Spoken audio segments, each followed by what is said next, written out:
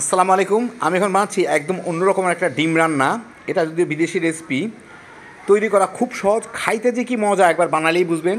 যারা একটু ডিফারেন্ট টাইপের ডিম রান্না পছন্দ করেন কিংবা ডিম পছন্দ করেন, একবার এইভাবে বানায় দেখেন। তো আসেন দেখি শুরু করা যাক। আমি এখানে দেখেন ছোটো ছোটো ছোটো মাঝারি মিলে তিনটা পেঁয়াজ, মানে বড় সাইজের একটা দেশি পেঁয়াজ হইলেই হইতো, আর দুইটা লাল মরিচ একসাথে একটু বেটে নিব। আমি এখানে 4 কোয়া রসুন ফালি ফালি করে নিছি, একটা টমেটো কুচি করে নিছি, আর একটু পেঁয়াজ পাতা নিছি। আমার নিজের গাছের পেঁয়াজ পাতা, মানে লাগানো আর কি, টবে লাগানো ছিল। তো আপনাদের পেঁয়াজ পাতা থাকলে দিবেন, না থাকলে না দিলে অসুবিধা নাই। আর এখানে আমি নিচ্ছি হচ্ছে, এটা হচ্ছে দেখেন একটা চিকেন কিউব, এগুলো কিনতে পাওয়া যায় বড় বড় চেইন স্টোরগুলোর মধ্যে পাবেন। এক প্যাকেটের মধ্যে 2টা এরকম থাকে। এটার দাম আগে 30 টাকা ছিল, এখন 35 টাকা হয়ে গেছে, হালাল এটা। এর অর্ধেকটা কিউব আমি ভেঙে এটাকে পানিতে গুলে নিব। আর কারো যদি চিকেন পাউডার থাকে তাহলে ওটা ব্যবহার করতে পারবেন।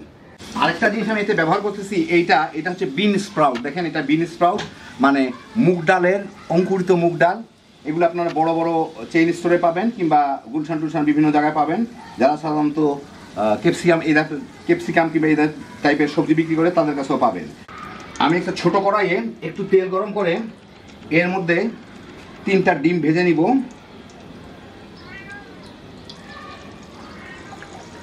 ছোট কড়াইয়ে, গোল কড়াইয়ে ডিম ভাজলে ডিমটা খুব সুন্দর শেপের হয় আর কি, ছড়া যায় না। ডিমের উপর সামান্য একটু লবণ ছিটাই দেই।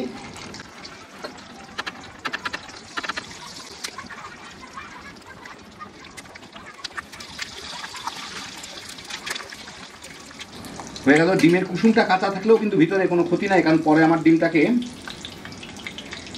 আবার একটু রান্না করতে হবে। এই দেখেন, খুব সুন্দরভাবে গোল গোল হয়ে ডিমগুলো ভাজা হয়ে যায়। গোল কড়াইয়ে ডিম ভাজলে এরকমভাবে আমি 3টা ডিম ভেজে নিব। আমি একটা কড়াইয়ে 1.5 টেবিল চামচের মতো তেল নিয়ে নিছি। এর মধ্যে আমি এই রসুনগুলা দিয়ে একটু ভাজবো। আমি মাঝারি আঁচে রান্না করতেছি। এই 1 মিনিটের কম সময় রসুনগুলো হালকা একটু বাদামি রং হওয়া শুরু হলেই এর মধ্যে আমি দিয়ে দিব এই টমেটোগুলা। সাথে আরেকটা জিনিস আমি দিয়ে দিচ্ছি, সেটা হচ্ছে কিছু কাঁচামরিচ আমি কেটে রাখছি, ওগুলাও দিয়ে দিব।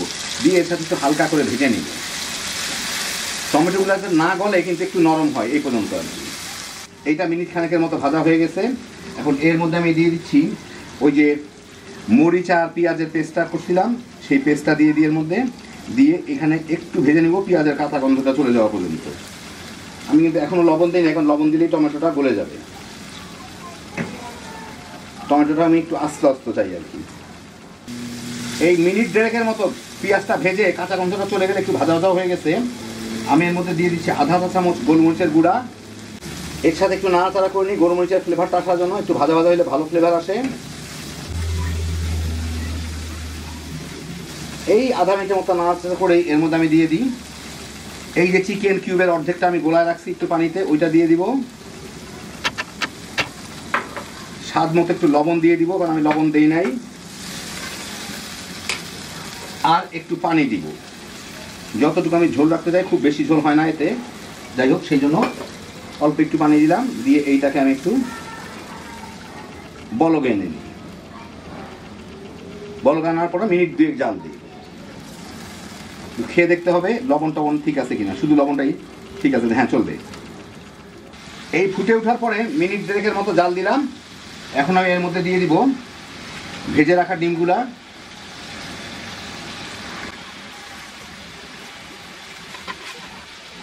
দিয়ে এর সাথে একটু জাল দিয়ে নিব। ডিমের একটু কুসুম কুসুম নরম থাকলে যাতে সিদ্ধ হয়ে যায়।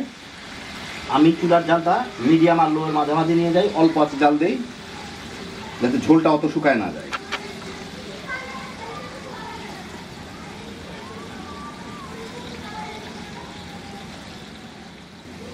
এই মিনিট 2 জাল দিলাম। এখন আমি এর মধ্যে দিয়ে দিচ্ছি এই বিন স্প্রাউটগুলা, আর একটু পেঁয়াজের পাতা যেগুলো আছে ওগুলা দিয়ে দিব। দেখতে ভালো লাগবে, খাইতেও একটু মজা লাগে। এখন এর সাথে একটু মিশায় জাল দিয়ে নিলেই হলো, কারণ বিন স্প্রাউট কিন্তু খুব জলদি নরম হয়ে যাবে, খুবই জলদি।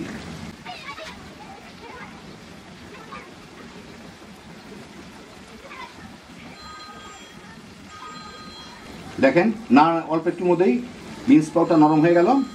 হয়ে গেল আমার দারুণ মজার বিন স্প্রাউট দিয়ে তৈরি ডিম রান্না। আপনাদের আমি একটু পরিবেশন করে দেখাচ্ছি। এই দেখেন হয়ে গেল আমার দারুণ মজার একটু অন্য রকমের ডিম রান্না। এটা একটা ইন্দোনেশিয়ান রেসিপি। খাইতে যে কি মজা একবার বানালেই বুঝতে পারবেন। যেমন ভাতের সাথে খাইতে পারবেন, তেমনি ফ্রায়েড রাইস কিংবা পোলাওয়ের সাথেও খুব সহজে হ্যাপি জোশের একটা রান্না। খালি বানাইবেন, পোলাপান লয়ে তামা করে খেয়ে ফেলাইতে পারবেন। আল্লাহ আপনাদের সবাইকে ভালো রাখুন, সুস্থ রাখুন, নিরাপদে রাখুন। ইনশাল্লাহ বেঁচে থাকলে আবার দেখা হবে। আল্লাহ হাফেজ।